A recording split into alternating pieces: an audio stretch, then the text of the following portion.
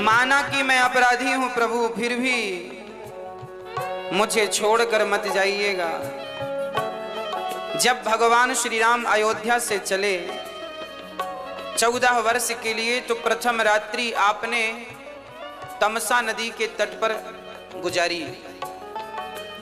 राम जी के साथ अयोध्या की सारी प्रजा आ गई, बच्चे से लेकर बूढ़े तक, स्त्रियां, पुरुष, बच्चे, बच्चियां, सब। राम जी को लगा कि यदि ये सारे लोग मेरे साथ यूं ही चलेंगे तो मेरे साथ इन्हें भी बहुत सारा कष्ट उठाना पड़ेगा। तब अयोध्या वासी सभी राम के साथ वहीं पर नदी के तट पर विश्राम करने लग गए। बालू थी नदी के किनारे, बालू पर सब सो गए। रात्रि को भगवान ने जाग कर देखा, सब सो रहे थे। भगवान ने देखा कि जाग कौन रहा है, सब सो रहे थे, बस लक्ष्मण जी जाग रहे थे, सुमंत्र जी जाग रहे थे और माता सीता जाग रही थी। इनके अतिरिक्त सब सो रहे थे। तो जितने जाग रहे थे, राम जी ने उतनों को रथ पर बिठाया और आगे चल पड़े। लक्ष्मण जी ने कहा, प्रभु ये आपकी प्रजा सो रही है, क्या इन्हें भी उठा दूं? राम बोले, लक्ष्मण इन्हें मत उठाओ। क्यों भगवान? राम ने कहा कि यदि इन्हें उठा दोगे तो जितना कष्ट हमें उठाना है, बेचारे इन निर्दोष भक्तों को भी कष्ट उठाना पड़ेगा। इन्हें मत उठाओ, ये सो रहे हैं, इन्हें सोने दो। लक्ष्मण जी ने कहा, वाह प्रभु, सोते हुए को आप ऐसे छोड़ देते हैं। लक्ष्मण जी ने कहा, प्रभु यदि मैं सो रहा होता तो आप तो आज मुझे भी छोड़कर चले जाते। उस दिन लक्ष्मण जी ने संकल्प लिया, प्रतिज्ञा की कि आज से जब तक मैं राम के साथ रहूंगा सेवा करने के लिए, तब तक मैं सोऊंगा ही नहीं। उस दिन से लक्ष्मण जी सोए नहीं। तो हे राम, मैं लक्ष्मण जैसा तो नहीं हूं।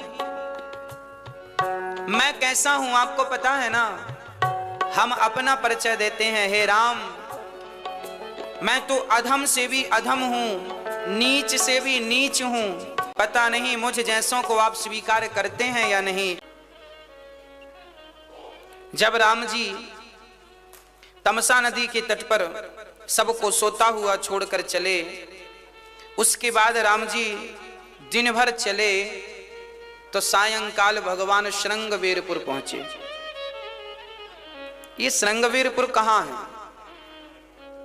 जब हम अयोध्या से प्रयाग की तरफ चलते हैं तो ये वही श्रृंगवेरपुर है जहां से अयोध्या की सीमा समाप्त होती है। ये जंगल के राजा उस समय निषाद राज थे। जब निषाद राज को पता चला कि हमारे यहां से भगवान राम गुजर रहे हैं, निषाद राज तो गदगद हो गए, दौड़ पड़े। गांव वालों सुनो, राम लला आए हैं, राम लला आए हैं। अरे हम तो ठहरे पतित, हम तो ठहरे पापी, हमसे तो भजन भक्ति ना होए। पर धन्य है ये निषाद राज जिन्हें चलकर राम के पास नहीं जाना पड़ा। स्वयं राम चलकर दर्शन देने के लिए इस निषाद राज के पास पहुंच गए। जंगल के राजा थे, भीलों के राजा थे, कोल भील थे ये निषाद राज। पर ऐसे निषाद के घर भगवान पहुंचे हैं और भगवान ने सबको, निषाद राज चरणों में गिर पड़े हैं। चरणों में गिरे निषाद, राम ने उठाकर निषाद को चरणों से उठाकर अपने हृदय से लगा लिया। धन्य हो निषाद। निषाद की आंखों में आंसू हैं। अरे जैसे गरीब व्यक्ति को धन मिल जाए और तड़पती हुई मछली को पानी मिल जाए, तो तड़पती हुई मछली जिसके प्राण निकल रहे थे उसे पानी मिल जाए तो उसकी खुशी का ठिकाना नहीं रहेगा। गरीब व्यक्ति को धन मिल जाए उसकी खुशी का ठिकाना नहीं रहेगा। आज तो सर्वस्व ब्रह्मांड नायक भगवान राम आज निषाद राज को मिल गए। निषाद तो खुशी से उछलने लगे, भगवान मेरा तो जीवन सफल हो गया। आज मेरे घर पधारे हैं। पर निषाद की आंखों में आंसू थे। हे प्रभु, आपके आने का कारण क्या है और आप ये नंगे पांव क्यों हैं? निषाद ने राम के चरणों में देखा तो राम के चरणों से रक्त निकल रहा था, छाले पड़ गए थे। राम के पांव तो ठीक ही थे, पांव रक्त रंजित थे। तो माता जानकी के, माता सीता के चरणों से रक्त गिर रहा था। नंगे पांव, जो कभी गुलाब की पंखुड़ी में पांव रखा करती थी माता सीता, तो गुलाब की पंखुड़ी, कई बार गुलाब की एक पूरी की पूरी कली यदि पांव के नीचे आ जाती थी तो सीता माँ के मुंह से आवाज निकल जाती थी। एक बार कौशल्या माँ ने सीता माँ के लिए गुलाब की पंखुड़ियां बिछाई तो बीच में एक कली आ गई पूरी की पूरी। माता सीता के चरण जब उस कली पर पड़े तो जोर से आवाज निकली। कौशल्या ने कहा, बेटी क्या हुआ? बोले, माँ मुझे ये कमल की कली चुभ गई। इतने कोमल चरण जिन माँ के थे, आज उन्हें नंगे पांव जंगल में चलना पड़ा। देख करके निषाद राज की आंखों में आंसू आ गए।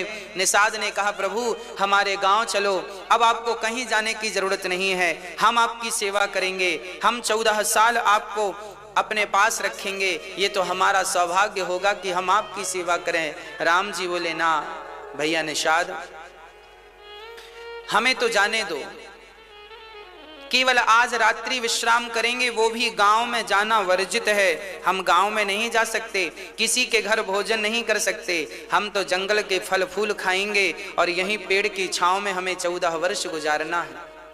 आज इस पेड़ के नीचे, कल उस पेड़ के नीचे। तब वहां एक वटवृक्ष का पेड़ था, वहां पर भगवान श्री राम को घास का बिछौना लगा दिया निषाद ने। जो राम कल तक मखमल के गद्दों में सोया करते थे, आज वो राम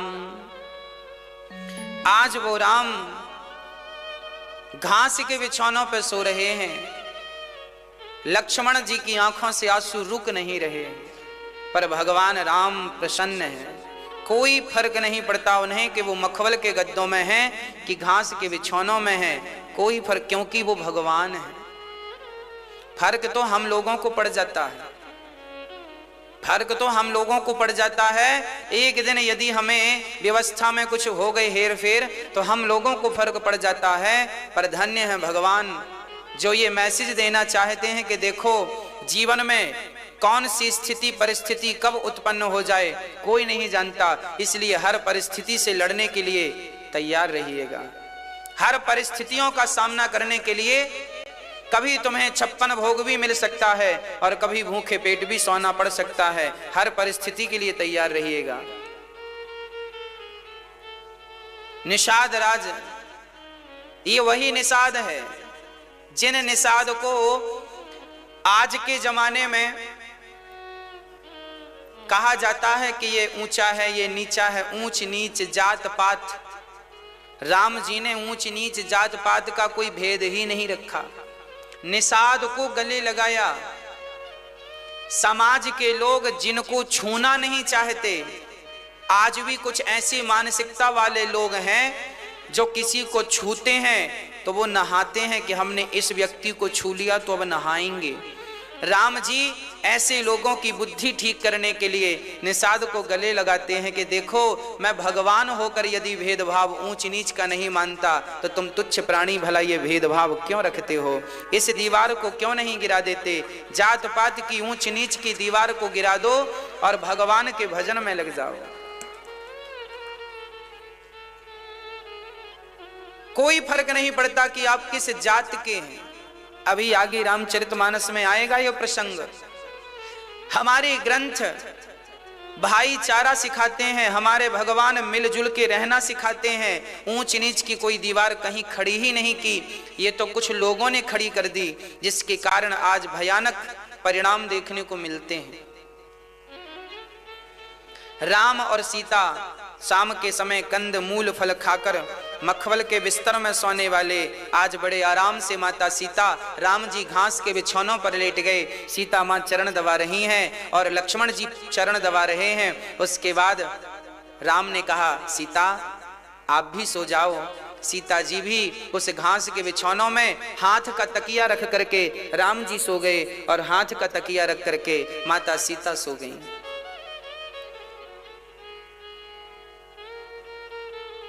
लक्ष्मण जी धनुष बाण लेकर पहरा देने लगे, मेरे भैया राम को, मेरी मां को कोई कष्ट ना हो, कोई परेशानी ना हो, धनुष बाण लेकर खड़े हैं। तब निषाद राज जी आए और निषाद राज ने लक्ष्मण से कहा कि भैया लक्ष्मण देखो तो भैया राम बिस्तर पर सो रहे हैं, जमीन पर माता सीता सो रही हैं। रोने लगे निषाद राज और रोते हुए कहने लगे, कैकेयी मां तुमने क्या अनर्थ कर डाला, आज तुम्हारे कारण देखो ये भगवान आज यहां जमीन पर सो रहे हैं।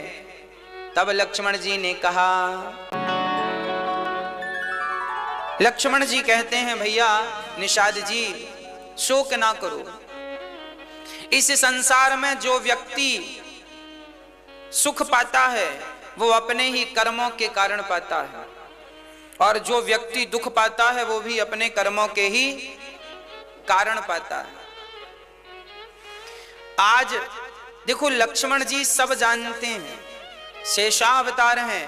लक्ष्मण जी समझ गए कि नारद जी का श्राप इन्हें मिला था नारायण को, आज वही राम बनकर आए हैं और उनके श्राप के कारण इन्हें ये कष्ट प्राप्त हो रहा है। ये चौपाइयां हमें यह कहती हैं कि को ना काहू को सुख दुख कर दाता, काहू ना को सुख दुख कर दाता, निज कृत कर्म भोग सब भ्राता। कोई किसी को सुख नहीं देता, कोई किसी को दुख नहीं देता, हर व्यक्ति अपने ही कर्मों से सुख पाता है, हर व्यक्ति अपने ही कर्मों से दुख पाता है। हम अपने सुख के जिम्मेदार हम स्वयं ही हैं और हम अपने दुखों के जिम्मेदार हम स्वयं ही हैं। हम किसे दोषी ठहराएं कि आपके कारण हमें दुख मिला, आपके कारण हमें दुख मिला। हमारी नासमझी, हमारी लापरवाही हमें दुखी करती है और हमारी समझदारी, हमारा विवेक हमें सुखी करता है। इसलिए आपके जीवन में जब कोई कष्ट आवे तो आप किसी को कसूरवार मत ठहराइएगा, आपके कारण हुआ ना, मैं ही गुनहगार हूं, हम ही इसके गुनहगार हैं, कोई गुनहगार नहीं है। कोई फायदा नहीं ये कहने से कि तेरे कारण ऐसा हो गया, तेरे कारण। बस आप सावधान रहो, बस अच्छे कर्म करते रहो, बस सब अच्छा होगा। अच्छी सोच के साथ, अच्छे निर्णयों के साथ, अच्छे निर्णय लेते हुए जीवन में आगे चलो, जो होगा सब ठीक ही होगा। लक्ष्मण जी कह रहे हैं जोग वियोग, संयोग और वियोग ये भी परमात्मा के अधीन है, हमारे अधीन कुछ भी नहीं है। परिवार एक फंदा है, परिवार के फंदे में, परिवार में रहना बुरा नहीं है, पर परिवार के फंदे में उलझ जाना बुरा है ना। जाल बनाने वाला जाल बनाए ठीक है, पर अपने ही बनाए जाल में खुद फंस जाए ये तो ठीक नहीं है। परिवार हमारा बनाया जाल ही तो है। परिवार क्या है? जाल। अच्छा, मछुआरा भी जाल बनाता है, पर मछुआरा जाल बना के किसे पकड़ता है? मछली को। हमारा परिवार भी जाल है, इस जाल से किसे पकड़ना है? भगवान को। हमारा परिवार गृहस्थी एक जाल है, लोग कहते हैं ना जंजाल, लोग कहते हैं ये सब जंजाल है। हाँ साहब, आपकी गृहस्थी भी जंजाल है, हमारी गृहस्थी भी जंजाल है, अर्थात हम सबकी गृहस्थियां जाल हैं। इस जाल से भगवान को पकड़ लोगे तो इस जाल का होना भी सार्थक हो जाएगा। हाँ, आप स्वयं ना उलझ जाएं इस जाल में, भगवान को फंसाइएगा। जैसे मछुआरा मछली को फंसाता है, ऐसे आपको भगवान को फंसाना है, अर्थात भगवान को इस जाल में भीतर कैद करना है, हृदय में स्थापित करना है उस परमात्मा को। लक्ष्मण जी कहते हैं सुनो, सपने होय भिखारी नृप, रंकुना के पति होई, जागे लाभु नहानि कछु तिमि प्रपंच जी जोई।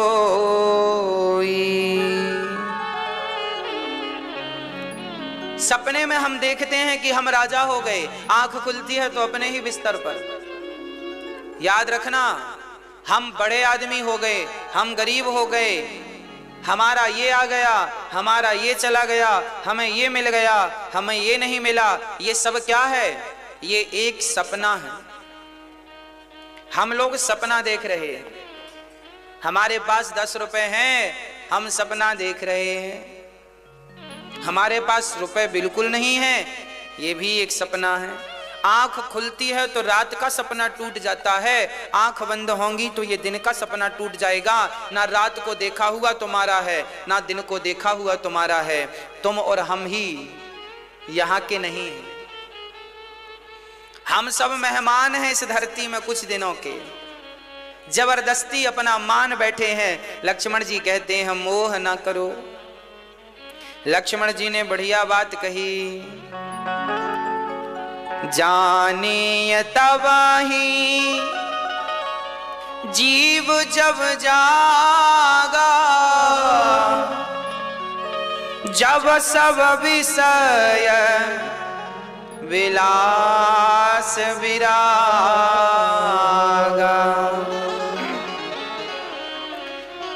अभी हम लोग सो रहे हैं, जागेंगे कब? जब हमारा मन संसार से हटकर, विषयों से हटकर पूर्ण रूप से भगवान के चिंतन में लग जाए, तब हमें अपने आप को जागा हुआ समझना। अभी हम सो रहे हैं, जागे नहीं हैं। अभी हम क्या कर रहे हैं? सो रहे हैं। और सुनो निषाद राज जी, हमारे पिता ने गलत नहीं किया। हमारे पिता की जगह कोई भी होता धर्म का पालन करने वाला, तो दिया हुआ वचन भला मुकर कैसे जाता। हमारे यहाँ तो हम लोगों को पढ़ाया गया है। लक्ष्मण जी कह रहे हैं पहले की पढ़ाइयाँ कैसी होती थी, सुनो। लक्ष्मण जी कह रहे हैं हमारे माँ बाप ने और हमारे गुरु ने हमें एक बात सिखाई है, पढ़ाई है। क्या पढ़ाया है? लक्ष्मण जी अपनी शिक्षा, अपनी डिग्री दिखा रहे हैं। ये देखो हमारी डिग्री है। क्या डिग्री है? धर्म न दोसर सत्य समाना, आगम निगम पुराण बखाना। धर्म न दूसर सत्य समाना, आगम निगम पुराण बखाना। लक्ष्मण जी कहते हैं हमारे यहाँ प्राण चले जाएं पर हम अपने वचन को नहीं जाने। हमारा धर्म क्या है? धर्म न दूसर सत्य समाना, आगम निगम पुराण बखाना। सत्य ही हमारा धर्म है, पर हमारे पिता ने नहीं छोड़ा अपना धर्म। रात भर चर्चा करते रहे लक्ष्मण जी। आपसे मेरी प्रार्थना है, विनती है, हाथ जोड़कर आप भी अपने सत्य को, अपने धर्म को मत जाने देना। बच्चों को कितना भी आप पढ़ाना, पर मेरी एक बात जरूर पढ़ा देना बच्चों को कि बेटा जीवन में सत्य का ही कमाना और सत्य के मार्ग पर ही चलना। बस ये एक सत्य की पढ़ाई और अपने बच्चों को पढ़ा देना। ये स्कूल में नहीं पढ़ाते आजकल, ये माँ बाप को अलग से पढ़ानी पड़ती है। जीवन में सत्य ही काम आने वाला है। झूठ तो एक्सपायरी डेट वाला होता है, सत्य की कोई एक्सपायरी डेट नहीं होती। सत्य तो कल भी सत्य था, आज भी सत्य है और कल भी वो सत्य रहेगा। जबकि झूठ बोलने वाला अपनी दलीलें, अपने बयान कल कुछ देता है, आज कुछ बोलता है, कल कुछ बोलेगा। वो समय समय पर बदलता है। सत्य तो बदलता है, झूठ तो बदलता है, पर सत्य कभी नहीं बदलता। इसलिए अपने बच्चों को कुछ सिखाओ ना सिखाओ, पर सत्य बोलना सिखा दो।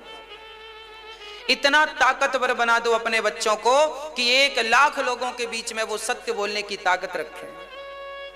ऐसा बना दो अपने बच्चों को, ऐसा बनाना है आपको, तब हमारा भारत वह भारत बनेगा जिस भारत का सपना हम सब लोग हमारे बाप दादे देखते थे। जो भारत था ऐसे ही था। देखो अब सुबह हुई, रात भर चर्चा राम की लक्ष्मण जी करते रहे। सुबह हुई, भगवान ने स्नान ध्यान किया, संध्या वंदन की, सूर्य भगवान को अर्घ्य दिया। राम लक्ष्मण सीता तीनों चल पड़े। निषाद राज बोले सरकार मैं भी चलूं? राम जी बोले कहां? आपके संग 14 साल रहूंगा, आपकी सेवा चाकरी करूंगा। राम जी बोले भैया वनवास मुझे हुआ है, बेकार कष्ट आप क्यों उठाओगे? राम जी सेवादार भी इसलिए नहीं रखते कि इन्हें बड़ा कष्ट उठाना पड़ेगा, मैं ही उठा लूं। साथ में सुमंत्र जी भी हैं, सुमंत्र जी भी है ना। अब सुमंत्र जी, निषाद राज जी, राम लक्ष्मण और सीता मां पहुंचे गंगा के किनारे। राम जी ने निषाद सुमंत्र जी से कहा तातश्री आप जाइए, पिता को कहिएगा कि मैं जल्दी से 14 वर्ष का वनवास पूरा करके पिता की आज्ञा का पालन करके वापस आ जाऊंगा, आप जाइए। राम जी सुमंत्र जी को विदा करने लगे। सुमंत्र जी को बरवस राम सुमंत्र पठाए, सुमंत्र जी जा नहीं रहे हैं। बरवस मतलब जबरदस्ती। सुमंत्र जी जब जाने लगे तो जानते हो क्या हुआ? जिस रथ पर राम जी चढ़कर आए उस रथ पर घोड़े जो लगे थे, उन घोड़ों का मुंह जब घुमाने लगे, रथ मोड़ने लगे तो घोड़े हिन हिना करके राम की तरफ भागते हैं। गोस्वामी जी यहां लिख रहे हैं जासु वियोग विकल पशु ऐसे प्रजा मातु पितु जी हैं कैसे। जिनके वियोग में घोड़े हिनहिना कर राम की तरफ बढ़ते हैं और राम के पांव को जाकर घोड़े चाटने लगते हैं। आज उन घोड़ों को मोड़ना बड़ा कठिन है, पर राम ने जबरदस्ती कहा सुमंत्र जी से जाओ। आगे राम जी गंगा के तट पर आए तो वहां गंगा के उस पार जाना था, तो वही पार जाने के लिए नाव चाहिए। तो राम जी ने नाव मांगी, राम जी ने नाव मांगी, मांगी नाव ना केवट आना, कहीं तुम्हार मरम मैं जाना। राम जी ने नाव मांगी, भैया केवट नाव लाओ। केवट दौड़ कर आया, प्रभु जी क्या हुआ? भैया मुझे उस पार जाना है, क्या पार उतारोगे? केवट बोला जरूर उतारूंगा, पर सरकार एक छोटी सी समस्या है। क्या समस्या है? बोले मैं आपको यदि अपने नाव में बिठाता हूं तो कल से मैं भूखा मरूंगा। राम जी बोले क्यों, हम तुम्हें उतराई देंगे, क्यों घबरा रहे हो? राम जी से केवट ने कहा आप उतराई तो तब दोगे जब आप पार होगे, क्यों तू हमें पार नहीं लगाएगा? राम जी कैसे पार लगाऊंगा? आप अपना पांव हमारी नाव में रखेंगे तो वो नाव हमारी तुरंत अब भी स्त्री बन जाएगी, स्त्री बन जाएगी। तो दो समस्या है। पहली बात तो यह है कि हमारी नाव खत्म हो जाएगी, परिवार इसी से चलता है, और दूसरा एक घरवाली है उसका बजट ही अभी इतना है, 2 हो जाएंगी तो बजट बढ़ जाएगा, बजट तो बढ़ गया और नाव भी चली गई। खर्चे, हाँ आमदनी 98, खर्चा रुपया। राम जी बोले क्या कह रहे हो, हमें कुछ समझ में नहीं आता। केवट ने कहा कहाँ ही तुम्हार मरम मैं जाना। केवट बोला सरकार मैं आपके मर्म को जानता हूं। कौन सा मर्म? छुअत सिला भई नारी सुहाई, पाहन तेना काठ कठिनाई।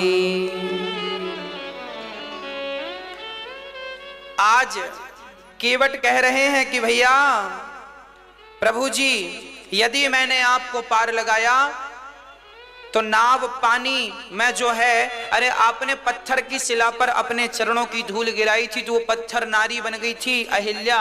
हमारी नाव तो लकड़ी की है, पत्थर तो कठोर होता है, लकड़ी तो इतनी कठोर नहीं है, और मेरी नाव भी नारी बन जाएगी नाथ। इस डर से मैं आपको पार नहीं उतार सकता। राम जी बोले फिर हम क्या करें, पार तो जाना है। केवट ने कहा आगे से गंगा मैया कमर से हैं तो आप निकल जाओ पैदल।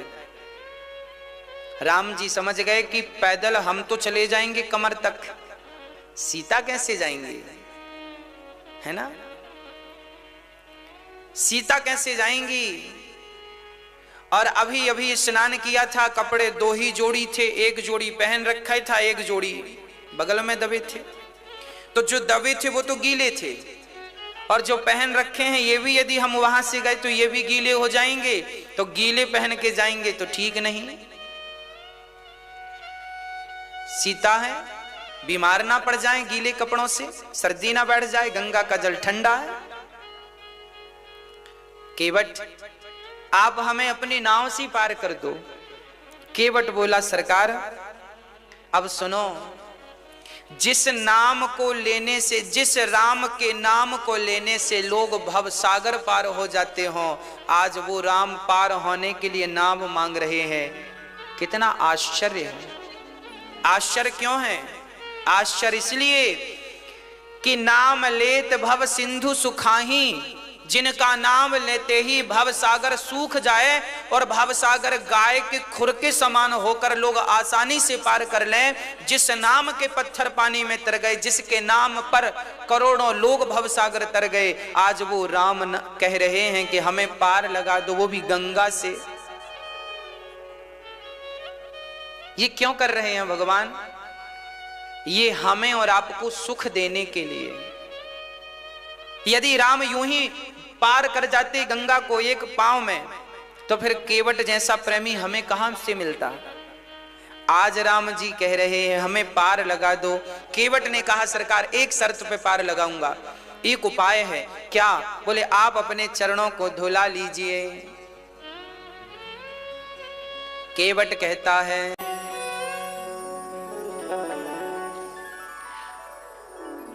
भगवान राम बोले भैया बिना पांव धोए पार जल्दी उतार दो, हमें फुर्सत नहीं है, समय नहीं है। केवट बोले सरकार मैं आपके पिता की सौगंध खाकर कहता हूं, जब तक मैं आपके चरण नहीं पखार लूंगा तब तक मैं आपको पार। लक्ष्मण जी को बड़ा गुस्सा आया, कसम भी खाई तो मेरे पिता की खाई, अपने बाप की क्यों नहीं खाता।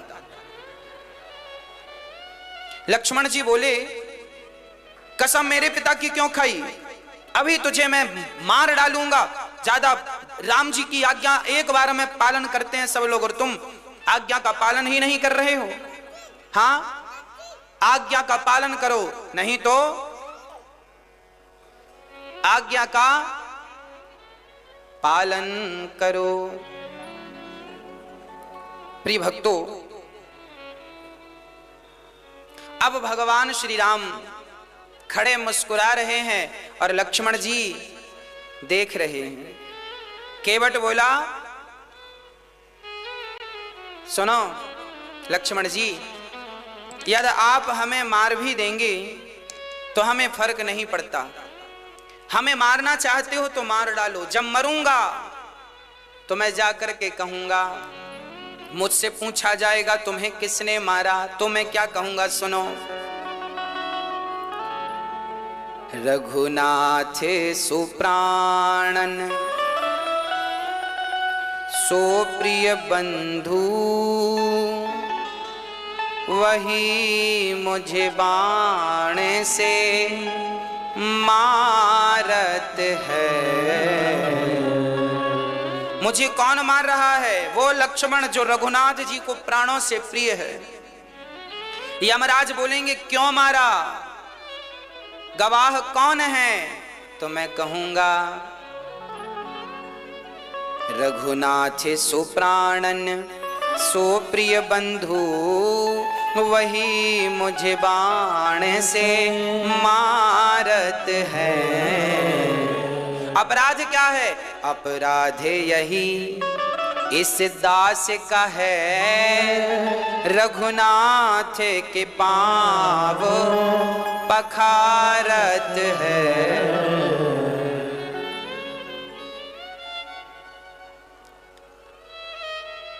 कहाँ मरा है तू पूछेंगे तो मैं कहूंगा मरता हूं कहाँ, सुचि गंग के तीर।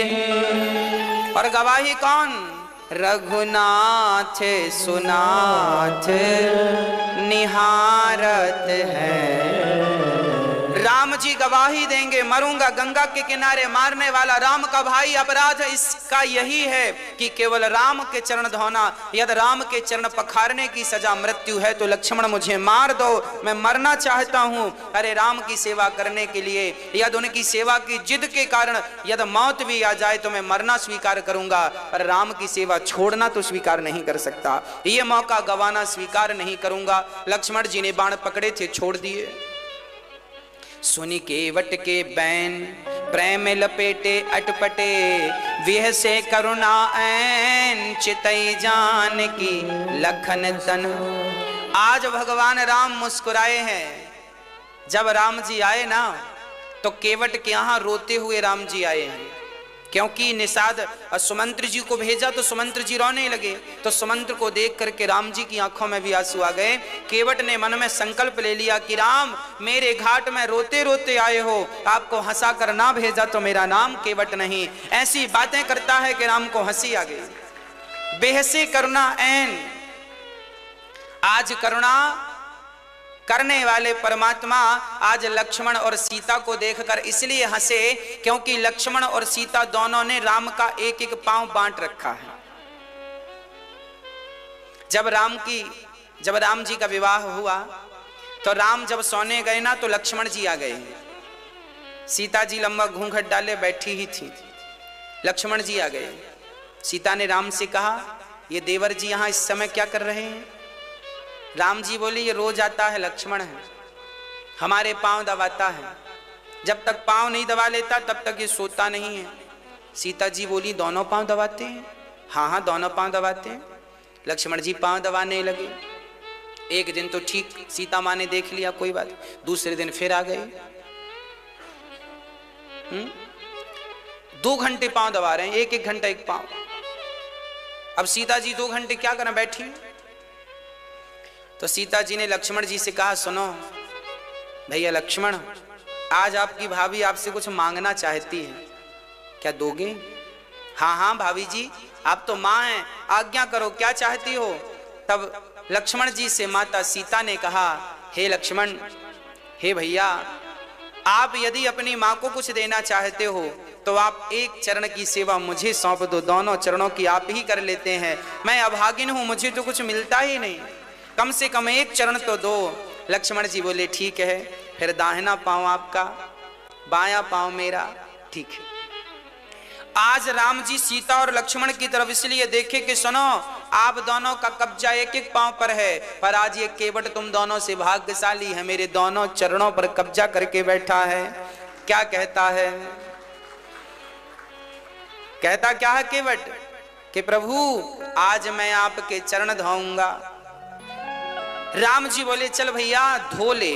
केवट राम रजाय सुपावा, पानी कठवता भरी ले आवा। आज कठौता में पानी लाया। केवट बड़ा चतुर है, कठौती में पानी नहीं लाया। कठौती स्त्रीलिंग है, कठौता पुल्लिंग है। उसको पता था बनेगी कठौती से तो लड़की बन जाएगी, और लड़की बनेगी तो खर्चे का घर। इसलिए कठौता लाया, बने तो लड़का ही बने, नाव चलाने के काम आएगा। तो कठौता में पानी भर के लाया और राम जी से कहता है प्रभु इस पे पांव रख लो। अच्छा कठौता क्यों लाया? ये कठौता क्या होता है जानते हैं? ये वही कठौता है केवट लोग रखा करते हैं, जब नाव में पानी भर जाता है ना तो इसी कठौते से उलीछते हैं। केवट ने कहा कठौता तूने कई बार मेरी नाव को डूबने से बचाया है, तूने कई बार मुझे डूबने से बचाया है, आज राम के चरण तेरे ऊपर पड़ेंगे तो तू भी डूबने से बच जाएगा, इसलिए कठौता में पानी भर के लाया है। आज केवट कठौता को डूबने नहीं देना चाहता। राम के चरण जहां जहां पड़ेंगे वो सब पुण्यात्मा हो जाएंगे। आज राम ने कठौता केवट लाया, राम के चरण रखे और गंगा का पानी लाके डालने लगा, घिस घिस के धुलने लगा, उठा उठा के देखे। पत्नी को सुनती हो? आओ। राम जी बोले पत्नी को क्यों बुला रहे हो? अरे हमसे 10 साल छोटी है, हमारी आंखें तो बूढ़ी आंखें हैं, पत्नी जवान है, उसकी आंखों से देखेंगे कोई धूल वूल तो नहीं लगी। पत्नी को बुलाए, तू भी घिस। राम के चरण घिस रही हैं बड़े प्यार से। तब तक छोटा सा बच्चा, सुनो अपने आप बच्चे को आवाज लगाया, सुनो बेटा पुत्र आया। अरे बेटे को क्यों बुला रहे हो केवट? अरे बेटा तो अभी 10 ही साल का है, नई आंखें हैं, एक कण भी धूल का लगा रह गया तो मेरी नाव तो नारी बन जाएगी, इसलिए मैं रिस्क लेना नहीं चाहता। अब तो केवट गोस्वामी जी लिख रहे हैं पद कमल धोई चढ़ाए नावना, नाथ उतराई चाहो मोहि राम राहुरियान, दशरथ शपथ सब साची कहो, पर तीर मारहु लखन पे जब लगे न पाय पकारे हो, तब लगे न तुलसीदास नाथ कृपाल पारो तारे हो। आज मेरे सिर पे अपने हाथ रख लो ऐसे, देखो जबरदस्ती हाथ रखवा रहा, चतुर सुजान है, जबरदस्ती हाथ रखवा रहा है। जब राम ने केवट के मस्तक पर हाथ रखे तो राम की आंखों से टप टप आंसू गिरने लगे। केवट बोले सरकार आप रोए क्यों? तब राम ने कहा कि मुझे अहंकार आ गया था, मुझे लगा कि मैं ही सब भक्तों को थामता हूं, पर आज पता चल गया कि जब राम कभी डगमगाते हैं तो भक्त ही उन्हें थामते हैं। जब राम डगमग डोले तो केवट के मस्तक पर हाथ रखे तो राम की डगमगाहट मिट गई, अर्थात बल मिल गया। जब आप किसी का सिर या कंधा पकड़ेंगे तो आपको सहारा तो मिलता ही है। आज राम को, आज भगवान को भक्त का सहारा मिल गया।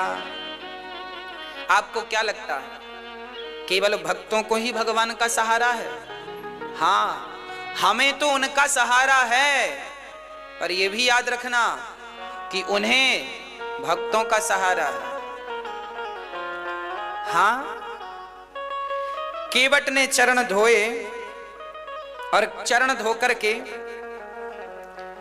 केवट बोला सरकार अब चरण धुल गए हैं, आप यहां बैठो, जो बेटिंग में खड़े थे पहले हम उनको पार लगा दे। राम जी बोले कौन खड़ा है यहां, मेरे सिवा कोई नहीं है। केवट बोले सरकार आपको दिखाई नहीं पड़ रहे हैं, जो मेरे पिता के पिता के पिता के पिता के पिता के पिता के पिता के पिता के पिता के पिता के पिता के पिता के पिता के सब, जो इतने दादा के परदादा के सब जो मर गए हैं, ये सब अभी तक पार नहीं भये, ये अभी घूम रहे हैं आकाश में। अब जब आपके चरण धोए हमने और आपका चरण पद पखारे जलुपानी कर, चरण धोए राम जी के और चरणामृत ले लिया केवट ने। आकाल मृत्यु हरणम सर्वव्याधि विनाशनम विष्णु पादोदिगम पीत्वा पुनर्जन्म न वेद्यते। जो भगवान का चरणोदक लेता है, जिसे हम चरणामृत कहते हैं, जो चरणामृत लेकर पान कर ले, पी ले और अपने पितरों के नाम से छोड़ दे, तो चरणामृत की उन 4 बूंदों से ही पितरों का कल्याण हो जाता है। ये रामचरितमानस में स्पष्ट रूप से लिखा है। पद पखारे जलुपान कर आपु सहित परिवार, पितर पारो कर प्रभु पुनि, मुदित गयऊं ले पार। अपने को जल अपना खुद पिया, पत्नी को, पुत्र को, परिवार को पिलाया, समस्त गांव वालों को पिलाया। केवट को पता था ये राम के चरणों का धौमन है, जिन जिन के मस्तक पर लगेगा, जिन जिन के हृदय तक पहुंचेगा, उनकी हजारों पीढ़ियां तार देगा, उनकी लाखों पीढ़ियां तार देगा। अपने पितरों का उद्धार करा के अब केवट ने अब राम जी को केवट ने नाव पर बिठाई। और जब नाव में बिठाया केवट ने, तो नाव चली। अब केवट नाव चला रहा है और नाव चलाते चलाते कह रहा है केवट, क्या कह रहा? मेरी नैया में लक्ष्मण राम, ओ गंगा मैया धीरे बहो। है ना, बड़ी जोर जोर से बह रही है गंगा मैया। तो केवट प्रार्थना कर रहा है, मेरी नैया में लक्ष्मण राम, ओ गंगा मैया धीरे बहो। मेरी नैया सो भगवान कभी नहीं छोड़ेंगे, इसलिए मैं राम को नहीं पकड़ूंगा, राम आप मुझे पकड़ लीजिए। अच्छा, आप लोगों ने भगवान को पकड़ तो नहीं रखा? हाँ, आप लोग भगवान को ना पकड़ा करो, क्योंकि हमने यदि भगवान को पकड़ लिया तो हम तो तुच्छ प्राणी हैं, छोड़ भी देते हैं। पर भगवान ने यदि हमें पकड़ लिया तो फिर वो हमें, इसलिए हम उन्हें ना पकड़ें, वो हमें पकड़ें। और हम अधिकांश दुनिया वालों को देखते हैं कि ये दुनिया वाले भगवान को पकड़ने ज्यादा भागते हैं, खासकर हमारी माताएं। हमारी माताएं तो बिल्कुल भगवान को पकड़ने दौड़ती हैं। पकड़ में आ जाए भगवान का तो पांव हाथ में लेके आ जाती है।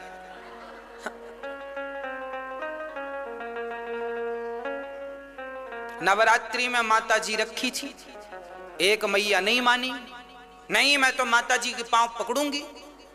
इतना जोर की पकड़ा, माता जी का पांव हाथ में ही आ गया। तो ऐसा पकड़ना भी कोई पकड़ना है? अरे भगवान दर्शन के लिए होते हैं, भगवान को इन आंखों से देखो।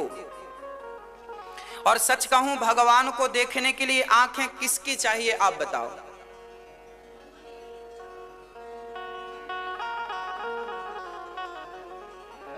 देखन चाहूं राम को आंख आंधिरी होय, देखना हो राम को तो आंखें आंधिरी, मतलब अंधा कौन? सूरदास जी। यदि राम को देखना हो तो सूरदास जी की आंखें चाहिए। किनकी आंखें चाहिए? सूरदास जी की।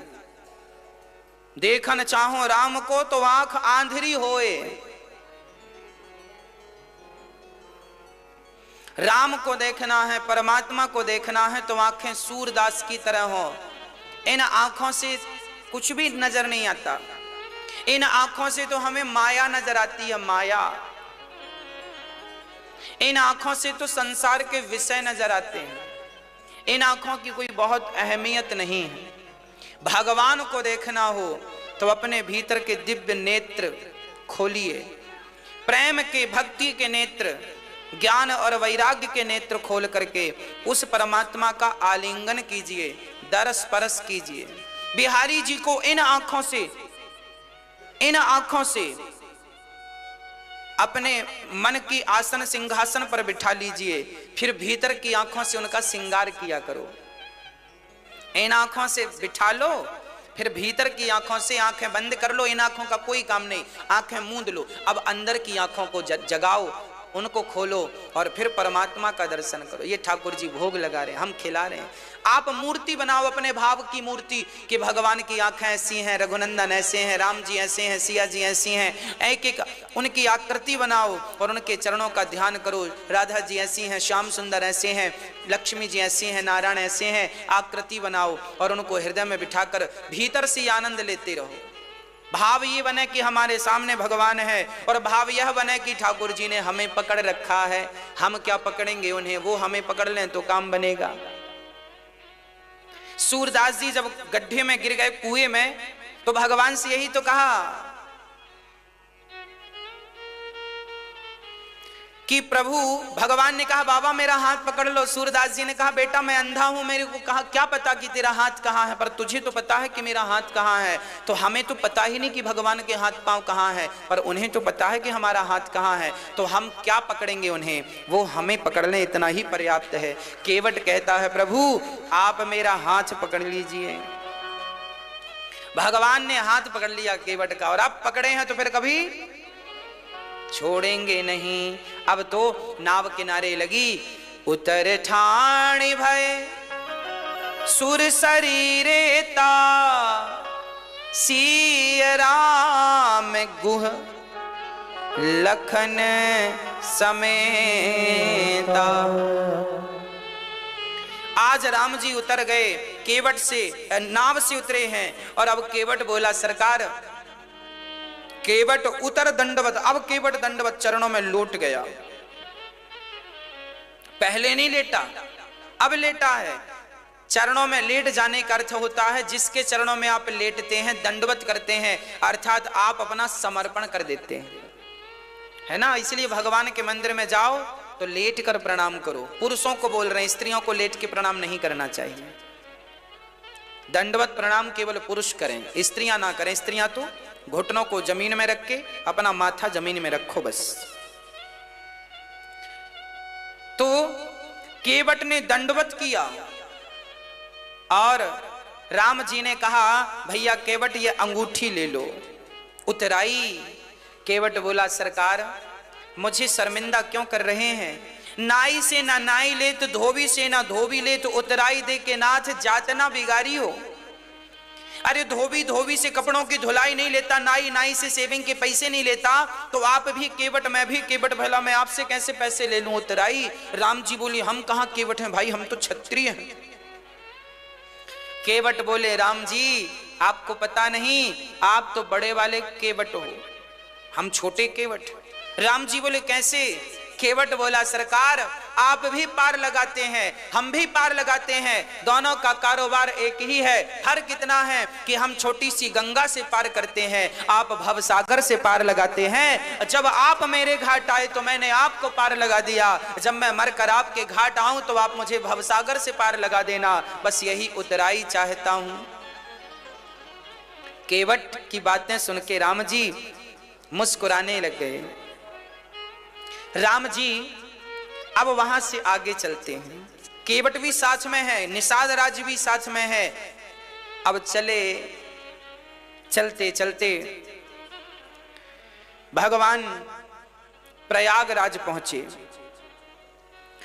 प्रयागराज में श्री भरद्वाज जी से भगवान प्रयाग स्नान किए हैं, और प्रयाग के बाद तब प्रभु भरद्वाज पहीं आए, करत दंडवत मुनि और लाए।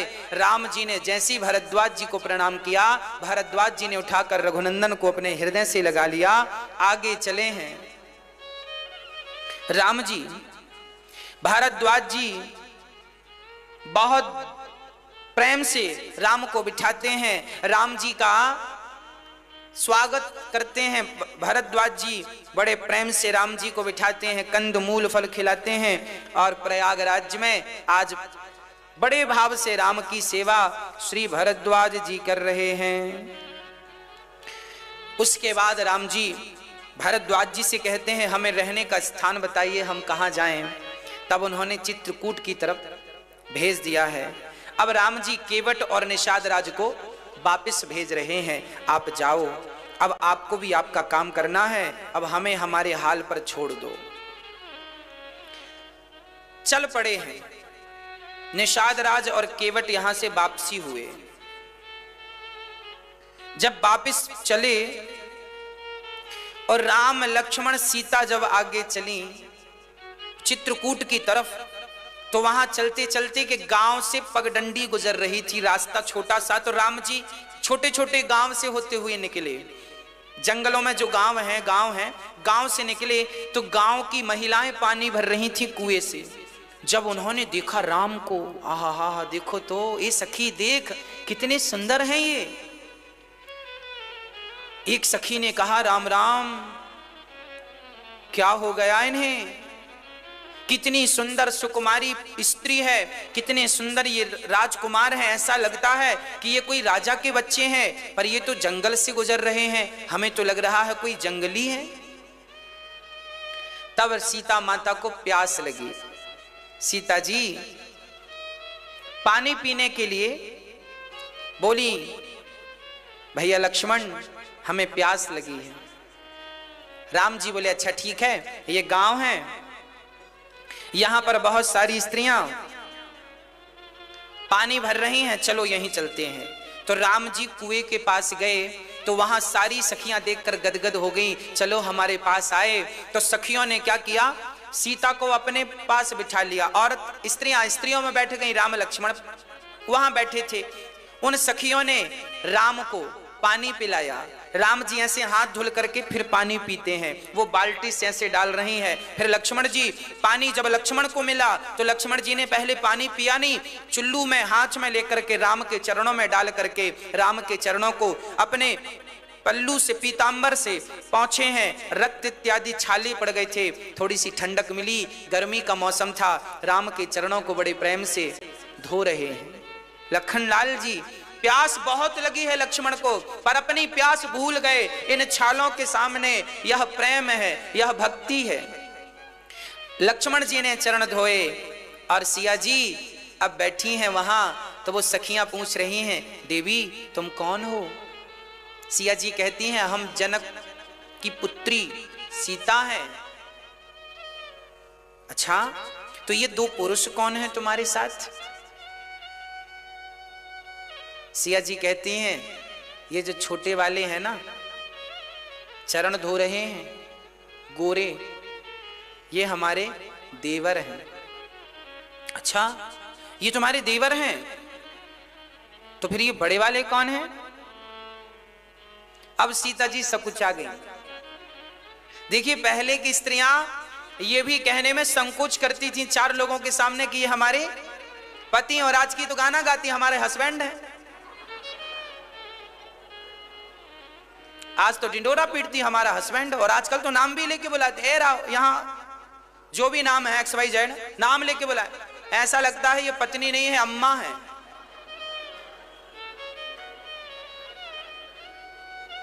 नाम लेकर बुलाती हैं। और यहां सखियां पूछ रही हैं ये कौन है, तो सिया जी ये कहने में सकुचा रही हैं कि ये हमारे पति। क्या मर्यादा थी।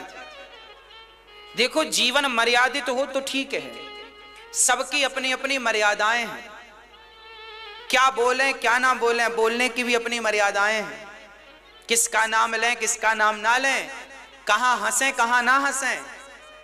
हां मर्यादा है, मर्यादाओं में रहोगे तो सुखी रहोगे, मर्यादाओं का उल्लंघन जब करोगे तो दुखी हो जाओगे। सीता जी अपना पता दे रही हैं, और वहां सारी सखियों ने राम लला का, श्याम सुंदर का, राम जी का, लखनलाल जी का, माता सीता का वंदन किया, प्रार्थना की कि आप यहीं रुक जाओ। वो सारे गांव वाले तैयार हो गए, हम भी आपके साथ चलेंगे। हे भगवान कैकेयी ने क्या गजब कर डाला, ऐसे राम को घर से निकाल दिया। गांव वाले बहुत रोए।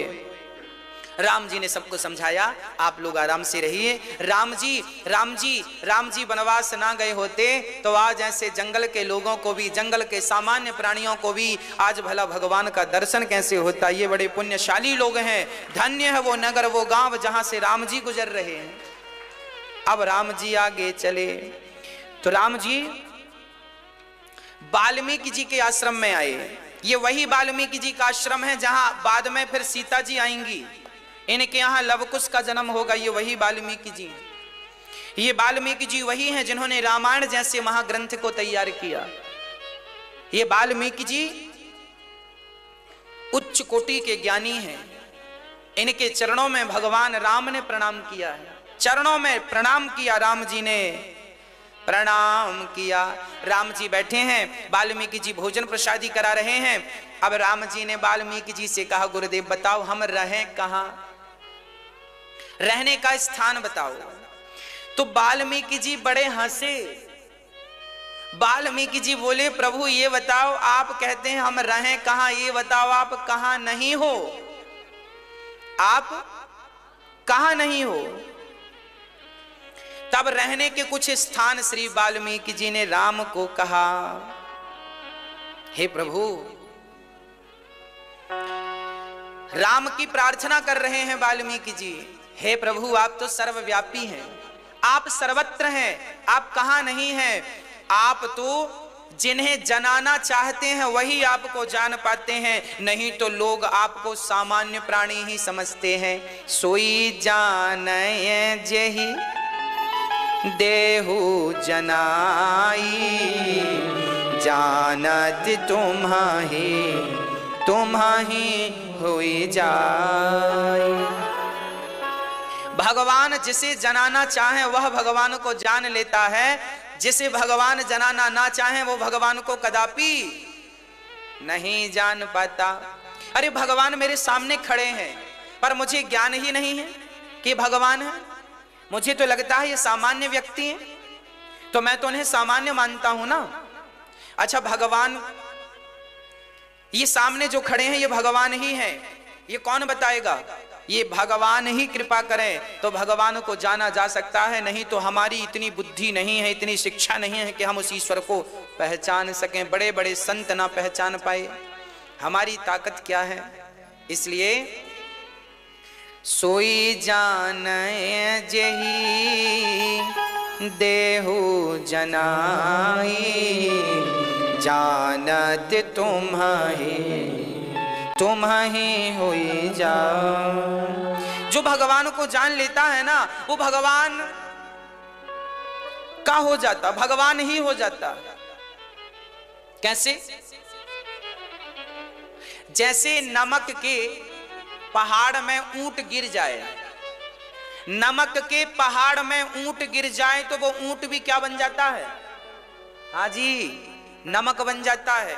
चंदन के जंगल में अन्य वृक्ष भी धीरे धीरे चंदन बन जाते हैं। उसी प्रकार भगवान का चिंतन करते करते भगवान का भक्त भगवान ही बन जाता है। फिर भगवान में और उसमें कोई फर्क नहीं रह जाता, एक हो जाता है ना।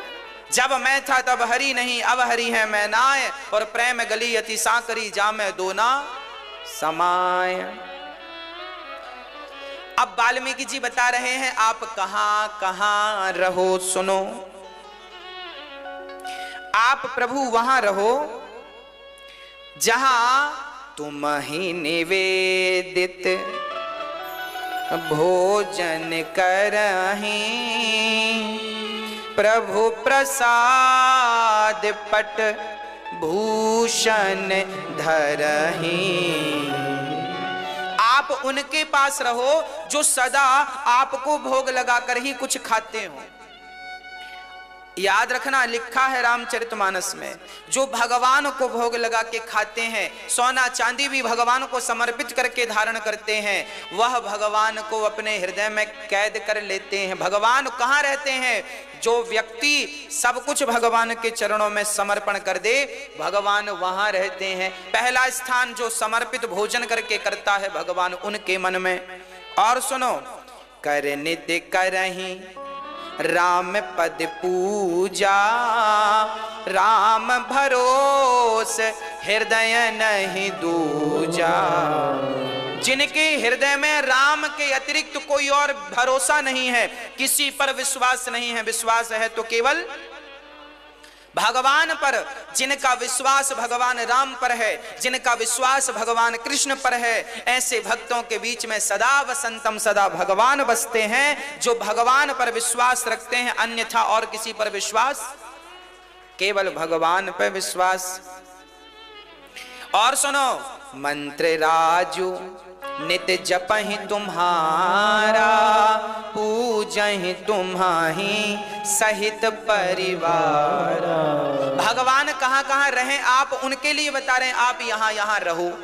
जो लोग परिवार के सहित आपका मंत्र जाप करते हैं, आप उनके हृदय में जाकर रहने लग जाओ। जिनके हृदय में काम नहीं है, लोभ नहीं है, दंभ नहीं है, जो सदा सत्य का मार्ग अपनाते हैं, ऐसे लोगों के हृदय में जाकर बस जाओ। यहां एक चौपाई बड़ी महत्वपूर्ण है। दोहा नंबर है अयोध्या कांड का 130, जिसकी चौपाई नंबर है 5। दोहा नंबर 130, चौपाई नंबर 5, अयोध्या कांड। इस चौपाई को याद करिएगा और सबको पढ़ाइएगा। देखिए क्या लिखा है, जाति पाति धनु धर्म बड़ाई, प्रिय परिवार सदन सुखदाई, सब तजी तुम्हि रहि और लाई, तेहि के हृदय रहूं रघुराई। सुनो, जो जात पात धन धर्म बड़ाई परिवार सबको छोड़कर जो सदा भगवान को भजते हैं, भगवान उनके भीतर रहते हैं। जो व्यक्ति जात पात मानता है, ये ऊंचा है ये नीचा है, भगवान उसके हृदय में नहीं रहते, है ना। जीव मात्र से प्यार करो, जीव मात्र में भगवान का अहम सर्वेषु भूतेषु भूतात्मा वस्थितः सदा। भगवान कहते हैं जो सब में मेरा दर्शन करता हो, जीव मात्र में जात पात ऊंच नीच का जो दीवार तोड़ करके जो एक भाव से सब प्रेम मोहब्बत से रहते हो, जहां मैं उनके भीतर रहा करता हूं, है ना। इसलिए आप किसी से नफरत ना किया करो कि ये ऊंच ये नीच है ये ऊंच है। अरे ऊंच नीच से हमें क्या करना। भगवान ने इस संसार में सबको भेजा है, सबको पानी पीने का अधिकार है, सबको पेट भरने का अधिकार है, सबको सोने का अधिकार है। केवल हमको ही अधिकार है क्या कि हम खाएं और कोई ना खाए, हम सोएं और कोई ना सोए? ये तो गलत है। सब खाओ, सब सो, सब खुश रहो, सबका परिवार हो, सबकी खुशी हो, सबका घर हो, सबकी कमाई हो, सब सुखी रहें, सारा परिवार, सब अमीर गरीब सब सुखी रहें, सब प्रसन्न रहें। यही भगवान की भक्ति है। हम भेदभाव ना रखें, नीच किसी को ना समझें, सब वंदनीय हैं, सब पूजनीय हैं, सबका सम्मान करो। कभी ये ना कहा करो कि तुम ऐसे हो। आज हमारे भारत में बहुत सारे लोग ऐसे हैं जो कहते हैं ये व्यक्ति नीच जात का है। अरे क्या होती है नीच जात? जब भगवान नीच जात नहीं मानते तो तुम क्यों पीछे पड़े हो? जब भगवान ने कोई भेदभाव नहीं रखा, हम और आप कौन होते हैं? हमें उसमें भी भगवान का दर्शन करना है। जिसको लोग नीच कहते हैं उसमें भी हमें भगवान का दर्शन करना है और उसे भी प्रणाम करना है। वो हमसे कुछ मांग तो रहा नहीं है, तो हम दो प्यार के वचन भी नहीं बोल सकते क्या उस व्यक्ति से? क्या अपनी वाणी से उसे खुश भी नहीं कर सकते? अब विचार करो, आप किसी से ये कह दो कि यार तुम बड़े अशुद्ध हो, तुम्हें छू लेने से तो नहाना पड़ता है, ऐसा किसी को कह दोगे तो बेचारे को कितना बुरा लगेगा। अरे वो भी इंसान है, तुमने थोड़ी बनाया है उसे, उसे भी भगवान ने बनाया है। जिस मिट्टी से तुम्हें बनाया उसी मिट्टी से उसे बनाया है। भगवान ने बनाते समय कोई भिन्नता तो नहीं दिखाई, तो हम और आप कौन होते हैं भेदभाव रखने वाले? हम तो सब में भगवान का दर्शन करें, सबको भगवान जानकर प्रणाम करें, हाँ, सबका आदर करें, सबको प्यार करें। अरे हम किसी को गले लगा लेंगे तो क्या हम छोटे हो जाएंगे? हम किसी को सम्मान देंगे तो क्या हम छोटे हो जाएंगे? इसलिए दीजिए सम्मान। भक्तों, राम जी अब चित्रकूट गिरि करहु निवासु, तह तुम्हारे सब भांति सुपासु। राम जी मंदाकिनी के तट पर पहुंचे हैं। चित्रकूट स्नान, चित्रकूट में ठाकुर जी कुटिया देवता बनाने आए और घास की बढ़िया सी कुटिया बनाने आए और वहां से राम जी बड़े प्रेम से रहने लग गए। अब राम जी को देखने के लिए जंगल के भील लोग आ रहे हैं, कोल भील। देखिए लिखा है रामचरितमानस के अयोध्या कांड का दोहा नंबर 135 और 136 136 की पहली चौपाई कोल भील कह रहे हैं। कोल भील जंगल के लोग, जंगली लोग, जिसे आज हम आदिवासी कहते हैं, आज की भाषा में जिन्हें लोग दलित कहते हैं, है ना। आज राम जी उनके बीच में बैठे हैं और वो अपने हाथ से राम जी को खिला रहे हैं, राम जी खा रहे हैं। राम जी ने केवल शबरी के बेर खाए हैं ऐसा नहीं है। कोल भील जंगल के लोग राम का दर्शन करने आए और टुकुर टुकुर जंगल के लोग राम जी को दूर से छिप छिप के देख रहे हैं। तो राम जी बोले आओ। राम जी ने पास में बिठाया, सबसे कहा कैसे हो, सब बोले ठीक हैं। तो एक ने कहा, एक कोल भील ने कहा सुनो ये भगवान हैं। हाँ हाँ भगवान है, देख लो। एक ने कहा सुनो हम अपने हाथ से कुछ खवाएंगे खाएंगे। हाँ हाँ। तो राम जी को फल लेके गए, दोना लिखा है ना। भगवान श्री राम को उन लोगों ने दोने में फल दिया, राम जी ने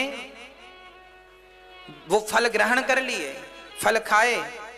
कंद मूल फल भरी भरी दोना, चले रंग जनु लूटन सोना। जैसे गरीब आदमी सोना लूटने में जितना खुश होता है, आज वह कोल भील भगवान को अपने हाथ से दोना भर भर के फलों को खिला खिला कर बड़े प्रसन्न हो रहे हैं कि आज भगवान ने हम पर कृपा की, हमारे हाथ से खाया। देखो राम जी कोल भीलों के हाथ से, केवल शबरी के हाथ से खाया है ऐसा नहीं, ये लिखा है रामचरितमानस में। हाँ हम बताते चल रहे हैं। अयोध्या कांड का दोहा नंबर 134 चौपाई नंबर 2। खिला रहे हैं कोल भील, खा रहे हैं राम जी, सब भाव से खा रहे हैं। और किसी ने कहा ये भगवान हैं, तो एक कोल भील ने कहा कि हमारी सेवा स्वीकार करेंगे। तब कोल भीलों ने एक बढ़िया सी बात कह दी, राम ही केवल प्रेम प्यारा, जान ले ये जो जाना निहारा। ये कहा कोल भीलों ने कि राम को प्रेम प्रिय है, राम ही केवल, ये जात पात प्यारी नहीं है राम को। राम को केवल जो प्रेम करता है राम उनके हो जाते हैं, राम बिक जाते हैं। है कोई प्रेमी खरीदने वाला तो खरीद ले। अब तो इन्होंने भगवान का दर्शन किया, दर्शन करके गए। राम जी अपनी कुटिया पे अब बड़े प्रेम से रहने लगे हैं। अब निषाद जी जब वापस गए तो वो पहुंचे गंगा तट पर। अब जब निषाद जी गए तो जाकर देखा सुमंत्र जी अभी गए नहीं, अयोध्या खड़े थे। सुमंत्र जी की आंखों में आंसू थे। निषाद को देखकर गले लगा लिया। निषाद को कहा सुमंत्र जी ने मेरे राम नहीं आए, नहीं आए। अब राम राम कहकर निषाद जी सुमंत्र जी रोने लगे। अब सुमंत्र जी सोचे मैं अपने महाराज दशरथ को क्या संदेशा दूंगा, क्या सूचना दूंगा, राम के बिना क्या वो रह सकेंगे। वो घोड़े गोस्वामी जी यहां लिख रहे हैं, नहीं तृण चरही न पियही जलू। वो घोड़े भी जल नहीं पी रहे हैं और वो भी चारा नहीं चर रहे हैं। राम के वियोग में उन घोड़ों की हालत ऐसी थी जैसे पानी के बिना मछली की हालत होती है। अब निषाद राज जी सुमंत्र जी वहां से, सुमंत्र जी जबरदस्ती वहां से चले। रात्रि के समय सुमंत्र जी अयोध्या में गए। दिन को जाते तो लोग घेर लेते, राम कहाँ हैं, राम कहाँ हैं। सुमंत्र जी रात को गए और जब सुमंत्र जी को खबर लगी कि दशरथ जी ने पानी तक नहीं पिया है, अभी तक प्राण निकलने की स्थिति है, वो इंतजार कर रहे हैं कि राम वापस आ जाएंगे तो प्राण रख लूंगा, नहीं तो प्राण रखने से क्या फायदा। निषाद राज सुमंत्र जी पहुंचे दशरथ जी के पास। दशरथ जी ने कहा भैया सुमंत्र आ गए, बताओ मेरे राम लक्ष्मण कहाँ हैं, कहाँ हैं, मेरे राम कहाँ हैं। अब तो दशरथ जी महाराज देख रहे हैं कि सुमंत्र जी मौन है, कोई वचन नहीं निकल रहा है।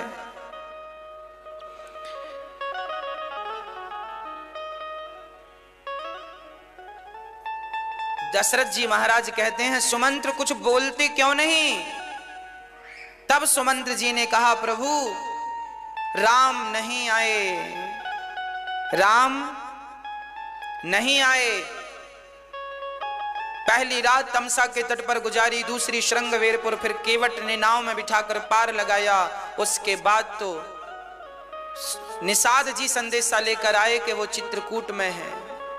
अब तो दशरथ जी समझ गए अब मेरा अंत आ गया है। दशरथ जी को समझाने लगे, सुमंत्र जी आप महाराज हैं, धैर्य रखिए, 14 वर्ष बाद वो आएंगे। तब दशरथ जी ने कहा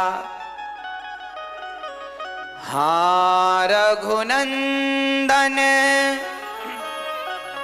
प्राण प्रीते, तुम बिन जियत बहुत दिन बीते। हाँ रघुनंदन, हाँ रघुनंदन, हाँ रघुनंदन,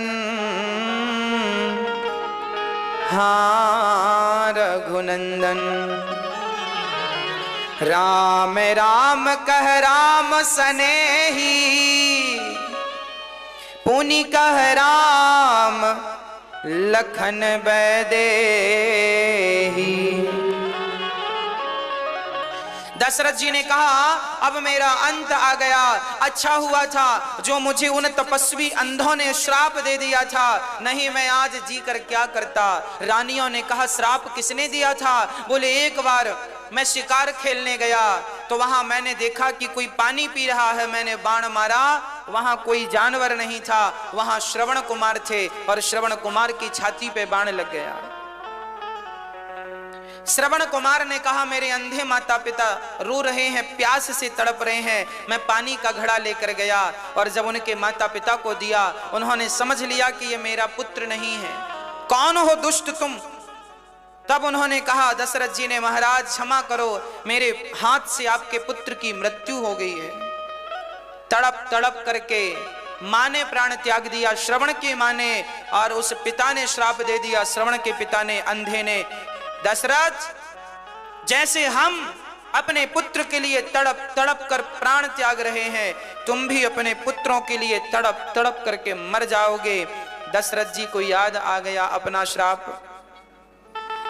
राम राम हा राम कही, राम राम कही राम, तनु परिहरि रघुवर बिरह, राव गयऊं सुरधाम। राम राम कहते हुए दशरथ जी के प्राण निकल गए, प्राण निकल गए, अचेत होकर के गिर पड़े।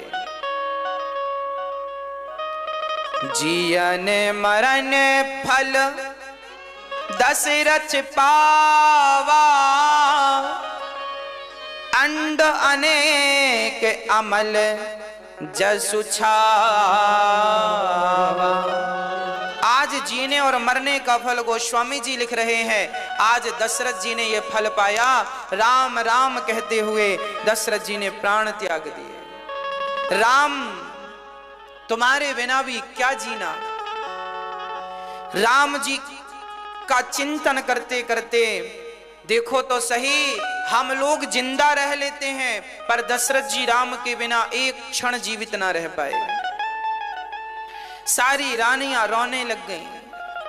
बिल पही बिकल दास अरुदासी, दास दासी नगर में घर घर में लोग रोने लग गए। ऐसा राजा चला गया, ऐसा धर्मात्मा राजा चला गया। तब गुरु वशिष्ठ जी ने आकर सबको समझाया, दुख कम किया। एक नाव मंगाई, नाव में तेल भरा, तेल भरकर दशरथ जी की शरीर दशरथ जी का शरीर उसमें रख दिया ताकि उनकी बॉडी शरीर खराब ना हो।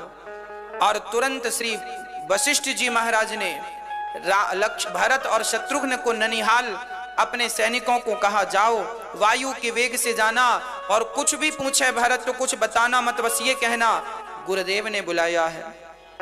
ननिहाल रथ पहुंचा और भरत जी को अपशगुन काफी दिन से हो रहे थे। अयोध्या से लोग आए, गुरु की आज्ञा है जल्दी चलना है। जैसे थे भरत जी वैसे ही रथ पर बैठे, ये नहीं कि समय लगाएं तैयारी में। शत्रुघ्न और भरत जी चले, वायु के वेग से रथ अयोध्या आया।